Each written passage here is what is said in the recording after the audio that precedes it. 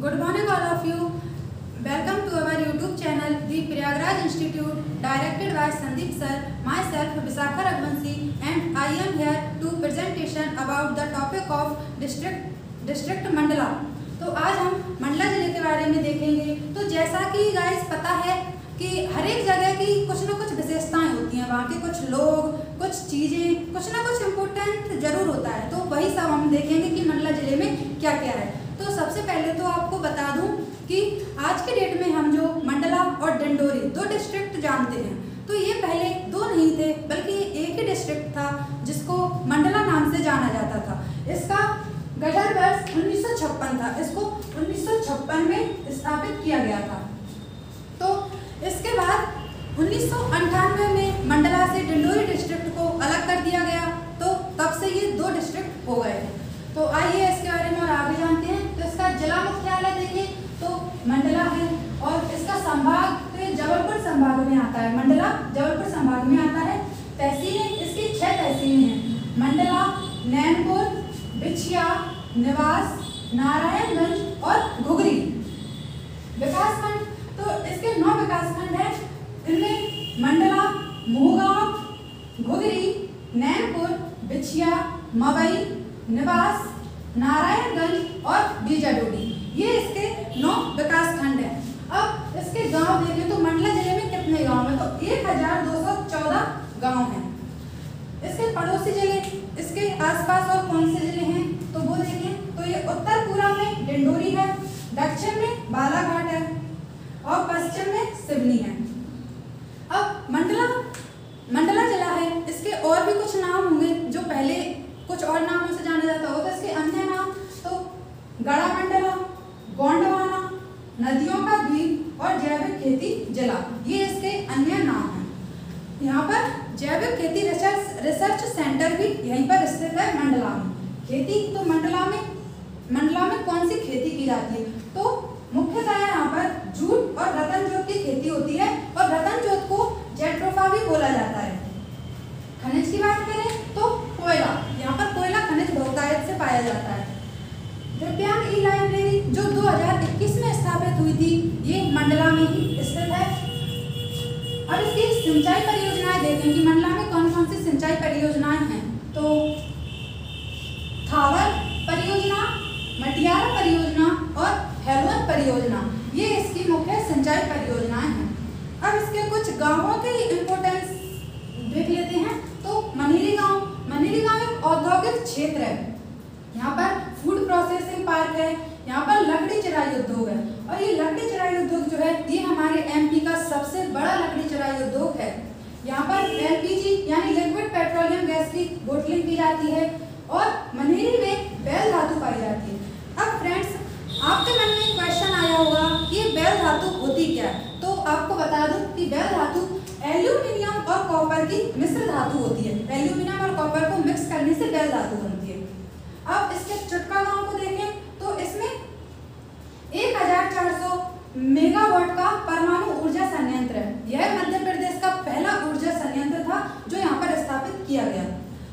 और मड़ई मेला भी मंडला डिस्ट्रिक्ट में ही स्थित है। तो फ्रेंड्स, मड़ई मेला के बारे में एक बहुत ही इंटरेस्टिंग सी स्टोरी है। कभी आपको टाइम मिले तो इसके बारे में जानना बहुत इंटरेस्टेड है। अब इसका हवेली क्षेत्र जो है ये सर्वाधिक उपजाऊ क्षेत्र है। ये मंडला में सबसे ज्यादा सर्वाधिक उपजाऊ क्षेत्र है और इसका निर्माण बंजर नदी द्वारा निर्मित हुआ था। फ्रेंड्स, आपको एक और बात बता दूं कि मंडला जिले का तो सर्वाधिक उपजाऊ क्षेत्र है ही हवेली, लेकिन ये हमारे एमपी में भी एमपी में भी सबसे ज्यादा उपजाऊ क्षेत्र यही है, हवेली। अब ककैया की बात करें तो ककैया जगह जो है ये अजगरों के लिए बहुत प्रसिद्ध है। यहाँ पर अजगर बहुत पाए जाते हैं, मतलब यहाँ पर एक साथ 2 अजगर भी देखने को मिल जाते हैं, इसीलिए इसको अजगर दादर के नाम से भी जाना जाता है। अब इसके शासन की बात कर लें। अब इसके शासन को देखें तो यहाँ पर गोंड वंश का शासन था। इसके संस्थापक जायो राय थे, जिनको जदराई नाम से भी जाना जाता है। यहाँ के एक शासक थे संग्राम शाह, ये बहुत इंपोर्टेंट शासक थे। इनको 52 किलों को जीतने वाला बोला जाता था। इन्होंने चौरागढ़ किला का निर्माण किया।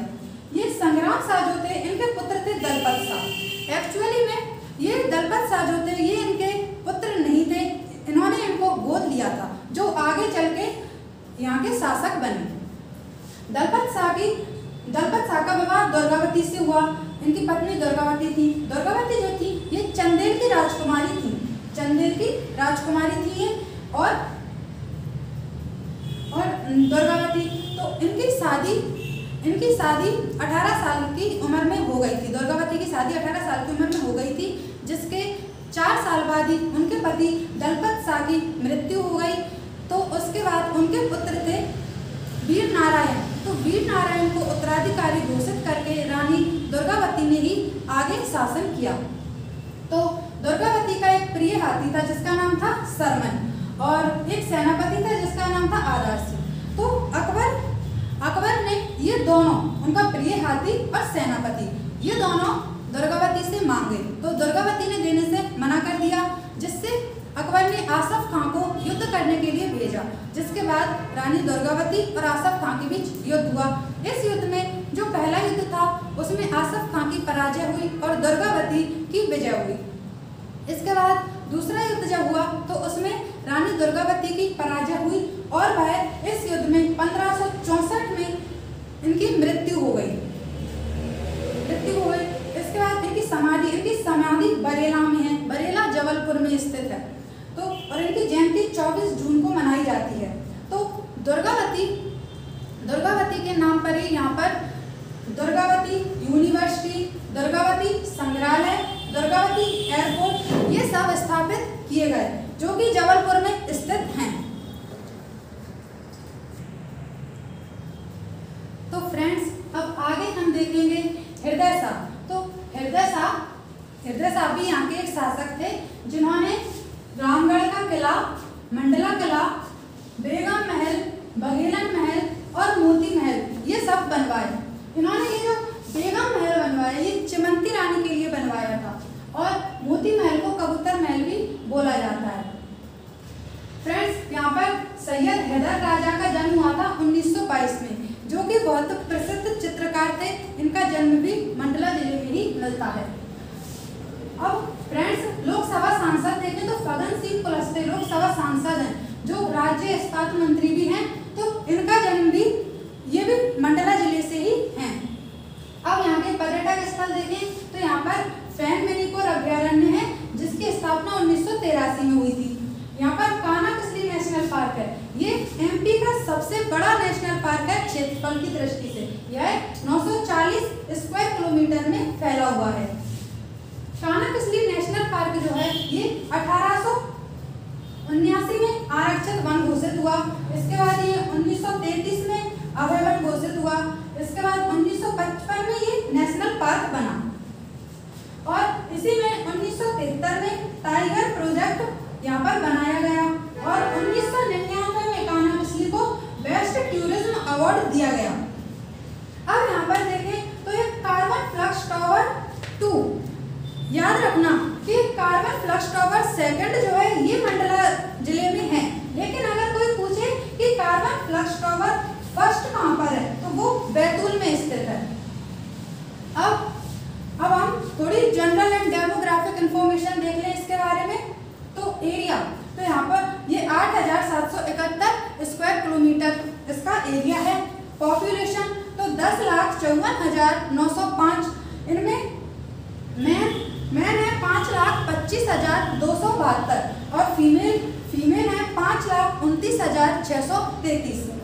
यहाँ पर लिटरेसी यानी साक्षरता की बात की जाए तो 66.87% यहाँ की लिटरेसी है। और सेक्स रेशो, तो सेक्स रेशो क्या होता है, तो ये पर 1000 मैन पर कितनी नंबर ऑफ फीमेल है वो सेक्स रेशो होता है। तो ये यहाँ का है 1008। Friends, thank you for watching the video. Must like, comment, subscribe.